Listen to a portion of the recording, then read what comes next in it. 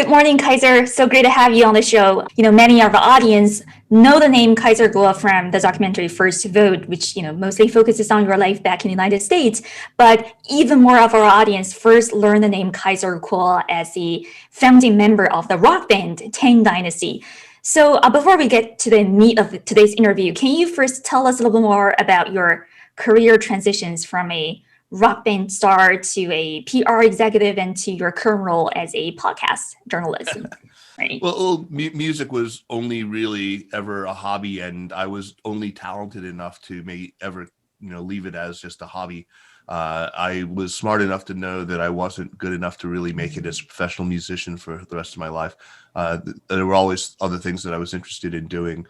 I was always interested in technology, always interested in politics, always interested in literature and history. So when I left the band, which I started in '89 and played with on and off through the '90s, I left in '99 and decided that I had to either go back to the US and finish my PhD or stay in China and try to eke out a living. And fortunately, the industry that was hiring was the burgeoning internet sector, and really anyone with a modicum of skills, if you were tolerably literate, you could probably find a job in an internet company.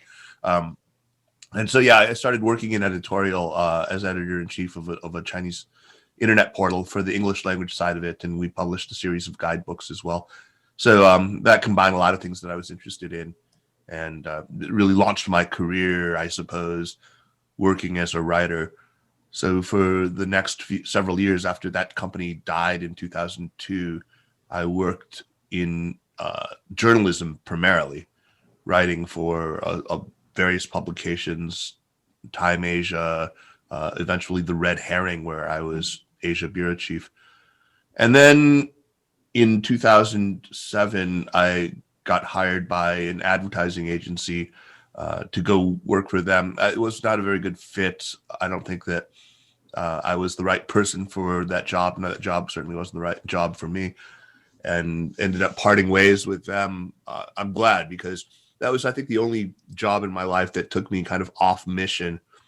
I really feel very strongly that given the circumstances of my birth and upbringing, it would be a pity if I didn't devote myself in some way to U.S.-China ties. And so that's really what I focused on for most of my career. I mean, whether it's been in music or working for technology companies as a communications director, or a podcast or an essayist, it's always been about U.S. and China. I see. So we're going to get to the U.S.-China part later on, but you totally just understated your success as a rock band star. I mean, let's just get the statistics right. So, your first album actually sold for about 2 million copies, and those are authentic copies throughout Asia and abroad.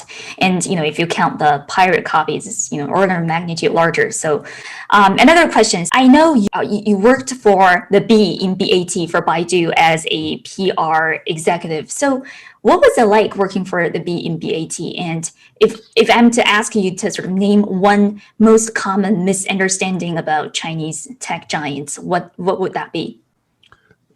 So to your first question, it was great. I think, again, it's all about knowing my limitations. And I know myself that I'm kind of a guileless, straightforward American. I'm not capable of working in a typical Chinese office context.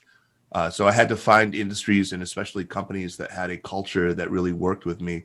And those were pretty much all to be found in the internet sector, where a lot of the founders wanted to directly import the cultures of Silicon Valley, the enterprise culture of Silicon Valley, which prized straightforwardness, directness, candor, to the point of tactlessness almost. So it was refreshingly free of office politics. That's one thing that I really liked about it. I was also at Baidu during a very a good time to be there as an employee. That is, there were a lot of good things, good stories to tell. Once the major ones had been done away with, Google had just pulled out of China. There was it was easy for Baidu to hit its quarterly numbers, or even overtake analyst estimates just about every quarter. So it was fat years, but that also led to a certain level of complacency in Baidu, and I think they were late getting out the gate with a really robust mobile platform. They were not probably acquisitive enough when their two other peers were really snapping up every available property out there. They were saying in the VC industry that if Baidu has gotten to it, it's too late. So I think there were a lot of problems in the company, but the people who were heading the company were truly visionary, and I think some of the smartest people I've ever worked with. And more importantly, they were ethical and had their hearts in the right place. They were people who, I think this is, if you to segue into that second part of your question, the biggest misconception about companies like Baidu is that they are all too happy to simply do the bidding of whatever their regulators or their censors in this case. The fact is that these are all consumer-facing internet companies that understand nobody really wants aggressive internet censorship. Right. So they'll do the least possible to remain compliant. They'll never do more than is necessary, and they will push back wherever possible to try to minimize the amount of censorship that they have to do. I see. Interesting. I think we see some of the similar dynamics, pushback and compliance during the Jack Ma saga, but that's a story for another day. Sure. So now let's turn to the fun part, Sinica podcast. I tell my colleagues this is the top English program you should listen to if you want to understand, Chinese politics and Chinese culture and China's relationship with the outside world. But, why don't I let you give a plug for your podcast in the air? What's so great about Sinica, and why should everybody listen to Sinica? Well, listen to Sinica because I, for just out of sheer tenacity, had gotten quite good access to a lot of important people in the field. I've been doing this now for 11 years and have, I think it's sort of an ideal job for somebody like me, somebody who's kind of a dilettante. I don't want to focus on the same topic week after week. I want to, do a wide range of different topics that are related to China. I think that because I am able to do that and actually put time into it, I do a lot of reading, a lot of preparation for the show, and hopefully that some of that shows. But more importantly, I think the guests that I have access to really make it worthwhile. They're some phenomenal people. We also try very hard to do good production. We make it so the sound is not going to offend your ear, so it'll sound good. The show sounds quite good. And we do a lot of editing to make sure that there aren't a lot of ums and uhs all over the place, and tighten it up nicely. So it's good. The other shows in the network, I think, are also a nice complement to it. So Sinica is one of 11 shows currently under the flag of the Sinica network on SupChina. So check out all the rest of them. There's a really broad range of topics that we cover. Yeah, so I wanted to, echo your first point a little bit. Professionally, Sinica is really a great resource for me. I mean, sometimes I listen to an expert on Sinica and I get interested in, his or her work and read more about his or her work, and I invite him or her back on my show and for, on topics more tailored to my audience. As in the case of, Michael Swain of Quincy Institute. I mean, if I hadn't listened to Sinica, I wouldn't know that the institute, Quincy Institute, I wouldn't, gotten a chance to learn a little more about Michael Swain and his colleagues' work. So thank you, Kaiser, for the show. But, I have to say, among the recent episodes in Sinica, the one that I think is the best or the most helpful is this most recent one with Jude Blanchett. Our audience will listen to the show to understand why is it so great. But for today, as an introduction, I wanted to talk a little bit about some of the ideas you chatted during that interview. The interview is on sort of the fallacies on China policy making. So, as we briefly talked about at the beginning of the show, it really frustrates me how many, sort of Fox talk show style fringe theories on China have made their way into mainstream policy making during the Trump administration. We're going to leave aside the just crazy stuff like, imminent collapse and stuff like that. I wanted to talk over some of the more reasonable stuff and see what your takes on them are. First, I wanted to talk about this idea that engagement policy has failed.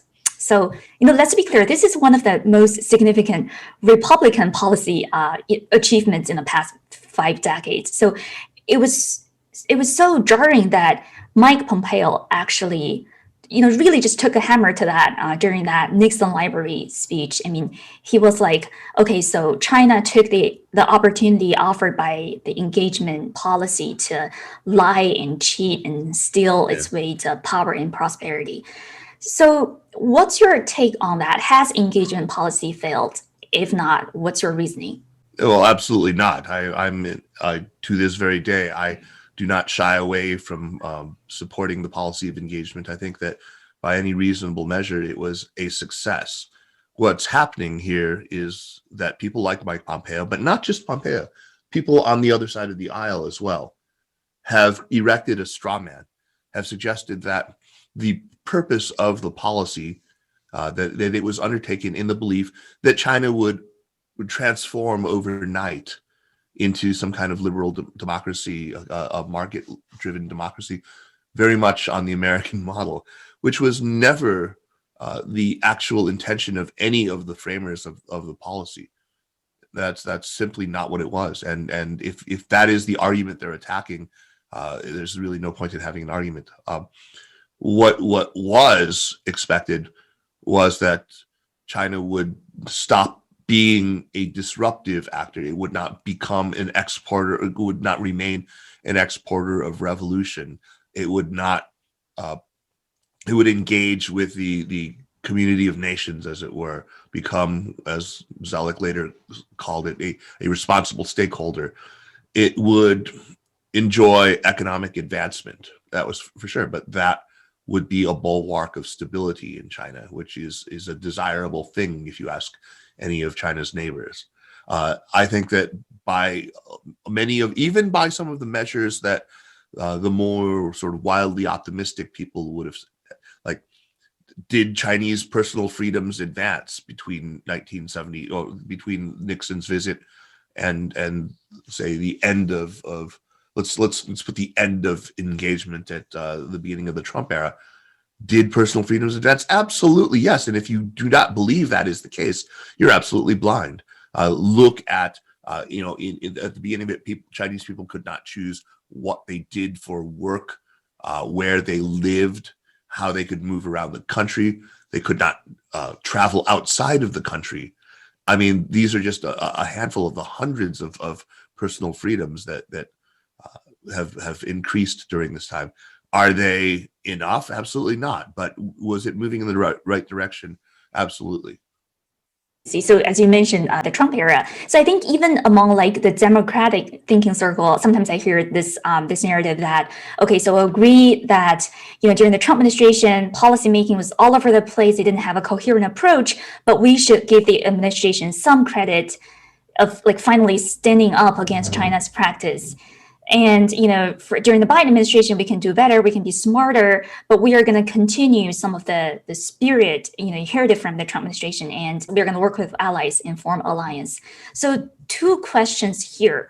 First, how much credit do you want to give the Trump administration on its China policy? And basically second, none, right? Okay, but yeah, so I'm going to invite you to talk a little more on that. And second, how easy or how operationalizable it is for the Biden administration to actually form alliance with other democratic nations to work against China, to basically force China's hands. So what's your take on those? Right. So I think that this idea, first of all, it does not give nearly sufficient credit to the Obama administration, which did push back on some of the things that China did that were egregious.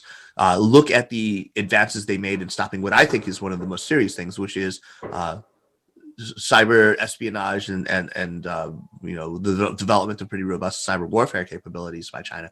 There, during the Obama administration, significant progress was made. I believe the Obama administration made some serious mistakes when it comes to China policy, but those mistakes were more about being too assertive toward China than not being assertive enough. I think that this is a false narrative, that if you actually look at the years 2008 to early 2017, you see significant pushback against China, as it were. It's not like Obama rolled over. The other thing is, there was just such a total absence of diplomacy during the 4 years of the Trump administration. They had one weapon essentially, and that was just really, really steep sanctions. They did not go after China in any intelligent way, and it wasn't just out of just because their policy responses were inchoate. It was because they didn't really have any broader strategy driving them. It was just, it was simply trying to kneecap China, and that was absurd. And look what it's produced, right? We now have an even stronger, even more belligerent China that is now hell-bent on achieving technological independence, and that is not a good situation that we find ourselves in. So as to the second part of your question, I like that the Biden team are institutionalists and that they are multilateralists. I think we can all agree that that's the case with them.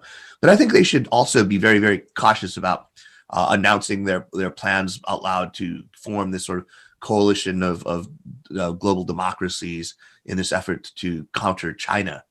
How does that land on Chinese ears? Does that not just simply reaffirm the idea that the United States has and has always been fundamentally hostile to China's rise in the world? Will that be conducive to democracy? I don't think so. I also think that it woefully overstates the extent to which our traditional allies are willing to choose sides so starkly. I think that they're going to find that there's a lot of problems with getting them to do any more than pay lip service to this idea that they want to form this sort of united bulwark. A lot of them simply do not buy into the idea that China is trying to export its model, or that it is, deliberately seeking to erode democratic norms and principles and institutions around the world.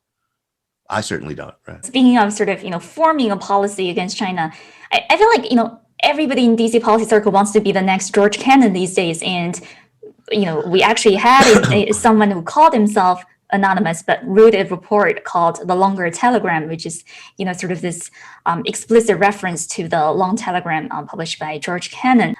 There's one specific point which I think really stood out in that report. So the idea goes, okay, so Xi Jinping himself is a primary driver of China's, assertive approach. CCP behavior can only change if Xi Jinping departs from the scene. So it will be in the United States' interest to sort of create more, fracture within the CCP elites and separate out Xi Jinping's role. So what's your take on that? How do you react to that part? Well, there's so many things wrong with that. It's hard to even know where to begin. But let's start with the very premise that Xi Jinping is himself the reason why China has become more assertive, more truculent, more bellicose. I certainly do not think so. I think that tendency is so clearly visible already in 2009, 2010. This is well before Xi Jinping had assumed the mantle. Secondly, I simply do not believe in that version of history that says it's the individual that makes all the difference. I think that the individual weighed against all the other massive forces, whether they be economic or socio or geopolitical or technological, the individual almost vanishes into that picture. And I don't believe that Xi Jinping made the Chinese Communist Party more authoritarian or more autocratic any more than I believe, and actually significantly less than I believe, that Xi Jinping himself was made more autocratic, more dictatorial by the exigencies of what the Communist Party was going through at that time, by the situation on the ground when he took office in 2012 and 2013. And people forget what that situation was actually like. But if we think back to the tumult of the year 2012, I think it's pretty easy for anyone to see how any leader coming into power when his political enemies had the knives out for him, when they were essentially near coup conditions, why he would become more dictatorial, autocratic, would want to sort of arrogate so much power to himself individually. Now, we talked about this at length on the podcast that you just referenced. So Jude probably says it a whole lot, better than I do. But there's the other problem of if we get rid of Xi, things will all get better. Says who? who says that the person who would come next would be, the kind of Gorbachev of China that we're somehow imagining every time we think there's a power transition in China? That's a preposterous assumption. It could very well be somebody much, much worse, right?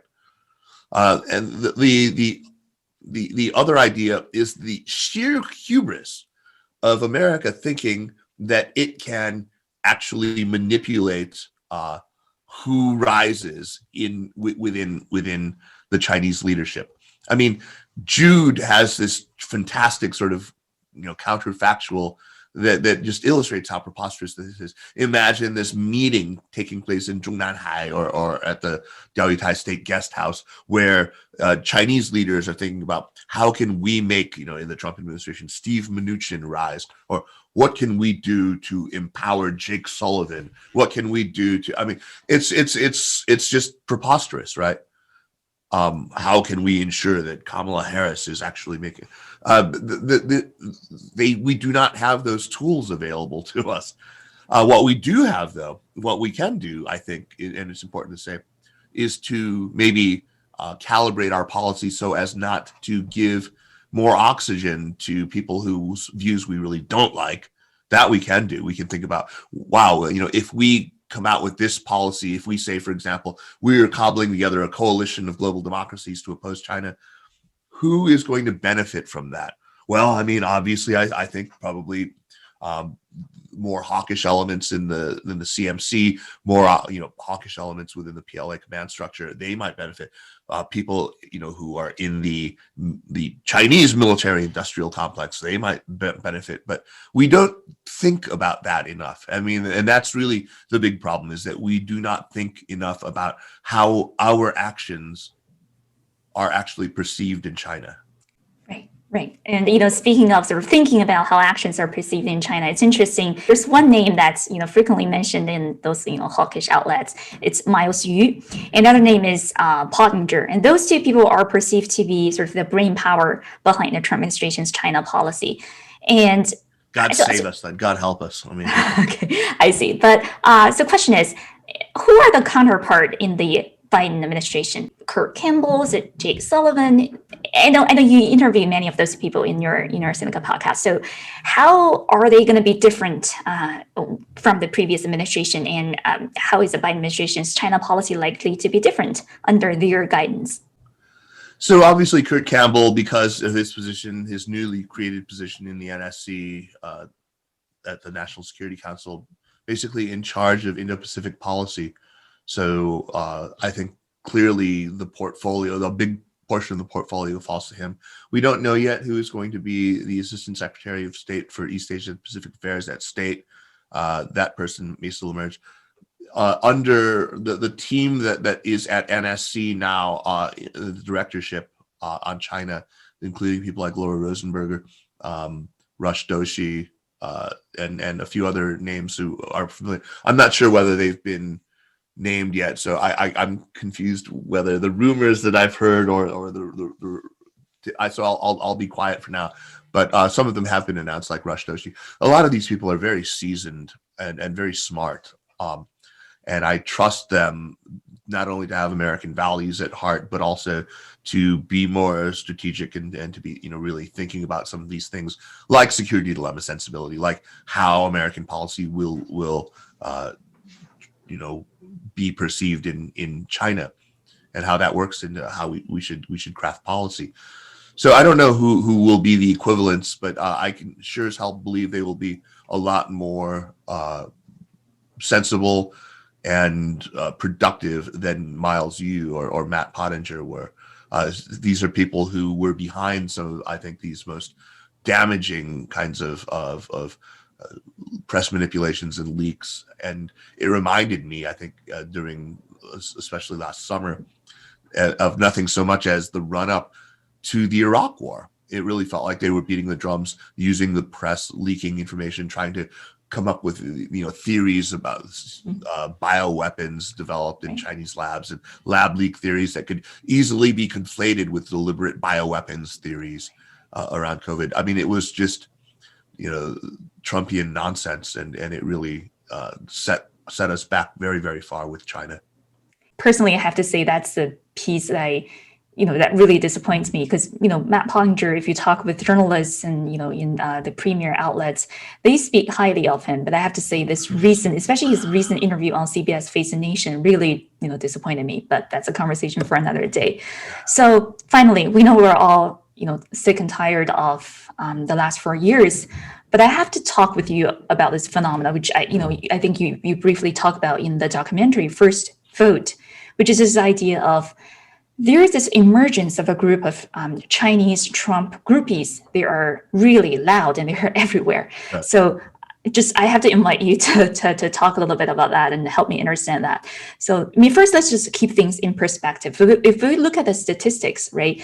So Biden still won the majority of Asian American votes. I think the number was 63% versus Trump's 31%. So that's a landslide.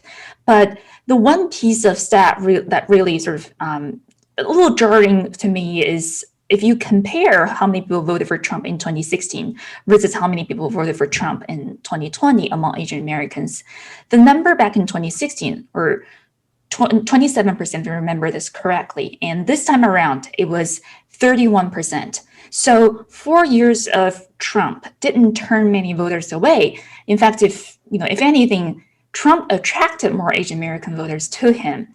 So how do you make sense of that? And how do you make sense of this Chinese Americans for Trump phenomenon that we see all over the social media? There really isn't any one single variable that you can point to. There are a lot of things. First of all, if you were to look at those statistics that you decided and you were to break it down by country of origin, you would find that while Vietnamese Americans swung even further toward voting for Trump, the swing among Chinese Americans was quite pronounced, and it was ahead of the overall the overall Asian American swing to the right. So that's already itself very, very disturbing. If you were to break it down even further by the time of immigration to the United States, I think that there is a pocket of very recent immigrants who would be very pro-democratic, although most of them can't vote. And there would be some who had immigrated more than, say, 15 years ago, who would be very democratic. But immigrants from the last, say, 10 or 15 years are extremely, extremely pro-Trump. I think that the statistics would bear that out. I think that there are a bunch of things at work here. One of them is I've really come to believe that it actually says a lot more about China than it does about the United States. The China that they left was a China which was a very low trust society, where everyone was really suspicious of everyone else. It was a very egoistic society, one in which, me and mine come before you and yours, and I will do whatever is necessary to get ahead, where, people, and it's all an increasingly intolerant society, where casual racism is really the order of the day, where people have no problem making just sweeping, really grotesque racist caricature generalizations. And all of these things come together. But there's also another piece of it, which is personality. I think that I feel like confident that meeting a Chinese person and talking about non-political topics with them, and getting a sense for their personality, I can tell you what partisanship they will have, even if we never touch on anything that you would consider political, because there is a certain personality type that seems to be a heavy determinant of partisanship. There are a few outliers. Now, we're talking here about your average person who came over here maybe to get an MBA, to work in a company, to work in a lab, to open a restaurant or whatever. We're talking about sort of ordinary Chinese people. We're talking about Flushing, Queens, or we're talking about suburbs of Houston or suburbs of, But if we look at the sort of some of the elites, this is what's drawn a lot of attention, is that people who are quite prominent critics of the Chinese Communist Party, a lot of them have signed on to the Trump train they've signed on in droves. Some of the most well-known party critics, both inside and outside China, not all of them would regard themselves as dissidents, but a lot of them are party critics. They have surprised people. These are people who we believed were essentially liberal. That is, small L liberal. But so I would recommend that people listen to an interview that I did with a scholar named Li Niao, which really talks about this phenomenon of what he calls beaconism. Yeah. Beaconism. That I think is a very persuasive explanation of why these particular types seem to swing so in favor of Trump. Yeah. So I don't know if you notice this, but like if you actually talk with especially first generation immigrants or people sort of one generation older than me, they seems to have this like the poo-poo platter of discrimination, like, you know, homophobia, transphobia, sexism, ageism, racism, you know, just all kinds of stuff. So, you know, like I respect the person, but I really hate to talk about politics within that setting when, you know. What do you mean you respect them as people? So like I would say, if somebody told me, here are this person's beliefs, they do not believe in gender equality, they believe in some racial hierarchy, they believe that homosexuality is unnatural and you know, I can't, like, I don't respect him as a person. right. But the thing is, like, I think I wanted to distinguish between like racism versus like ignorance or sort of a lack of cultural conditioning. So, you know, like I have to say, like, I wouldn't be this sensitive to like racial issues if I hadn't been educated in the US, if I hadn't gone to, you know, US college and learn about the vocabulary to talk about racism. I don't know if that's true. I mean, have you looked at what's been happening in China? I don't think that's true. I think that, you know, you come from a city, you're educated already in China. You know, if you had lived the last decade in China instead of the United States, I don't for a minute doubt that you'd be just as politically progressive as you are. Again, personality has a lot to do with it. But, you know, that excuse would have flown for me 20 years ago. That excuse might fly today if you were to pluck somebody off of a mountainside in Guizhou. Okay. But not in a China that has been, you know, connected to the internet for over 20 years, in a China that has such extensive exposure, that has been talking about these issues publicly. I don't think there's any. I am somebody who will cut China an awful lot of slack for a lot of things because of the recency and the compressed nature of change. But on race, especially race, I'm not willing to.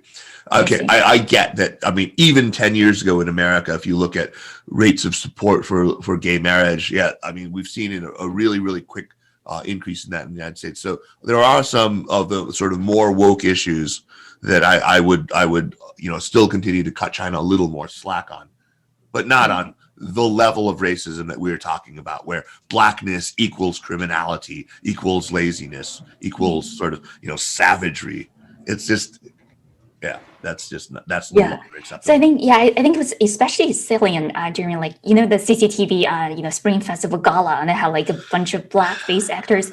I mean, it happened last year, and people heavily criticized it, but they still do it this year, and it almost like they are immune to that kind of criticism, which makes me think that somewhere, you know, people higher up in the decision making circle are as ignorant as some of the.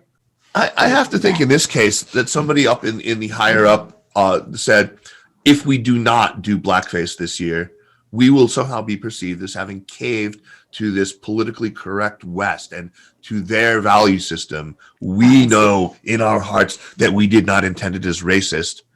So let's do it, and fuck you if you decide that, you know, I mean, that's the sort of truculence that too often we're seeing coming out of Beijing now.